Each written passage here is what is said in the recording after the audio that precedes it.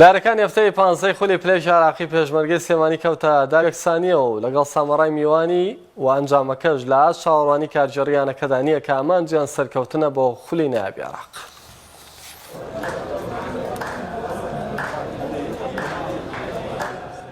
یەکێک لە یاریەکانی هەفتەی پانزەی خولی پلەیەکی عێراقە.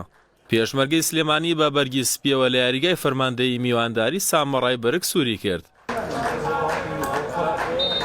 تایم یەکەم دەستی پێکرد و پێشمەرگەی سلێمانی تەنها 6 خولێکی پێویست بوو بۆ تۆمارکردنی گۆڵ یەکەم کاتێک شوان مەحموود با سوود وەرگرتن لە لێدانێکی ڕاستەوخۆ تۆماری کرد.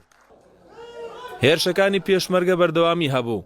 لە هەلێکی ئاساندا محەممەد عەباس نەیتوانی گۆڵی دۆم تۆمار بکات کاتێک گۆڵپارێزی سامەڕا بووە بربەست لە بەردەمیدا. دواتر سامەڕا لە ڕێگەی تۆپێکی دوور نزیک بوو لە یەکسانکردنەوەی ئەنجامەکە، بەڵام گۆڵپارێزی پێشمەرگە تۆپەکەی دوور خستەوە. ناونیشانی تایمی یەکەم تەنها گۆڵێک بوو بۆ پێشمەرگەی سلێمانی. تایمی دووەم سامەڕا زیاتر کۆنتڕۆڵی تۆپی کرد و چەند جارێک مەترسی لەسەر گۆڵی پێشمەرگەکانی سلێمانی دروست کرد، بەڵام هیچ یەکێک لە هێرشەکان سەرکەوتوو نەبوو تا خولێکی 87 ناوبژیوان لێدانێکی سزای بۆ سامەڕا هەژمار کرد.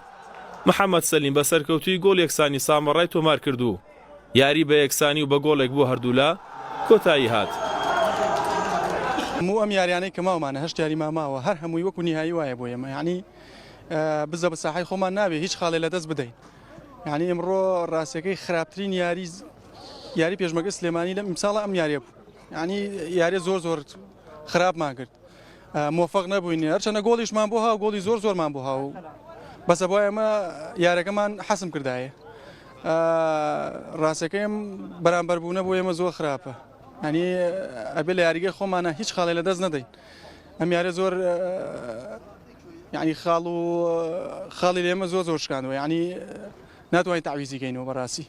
پاش تێپەڕبوونی 15 هەفتە لە خولی پلەیەکی عێراق، یعنی پێشمەرگەی سلێمانی خاوەنی 21 خاڵە، یانی سامەڕاش 16 خاڵ ناونیشانەتی لە خولەکەدا. هەستیار حاجی، کەناڵی پەیام.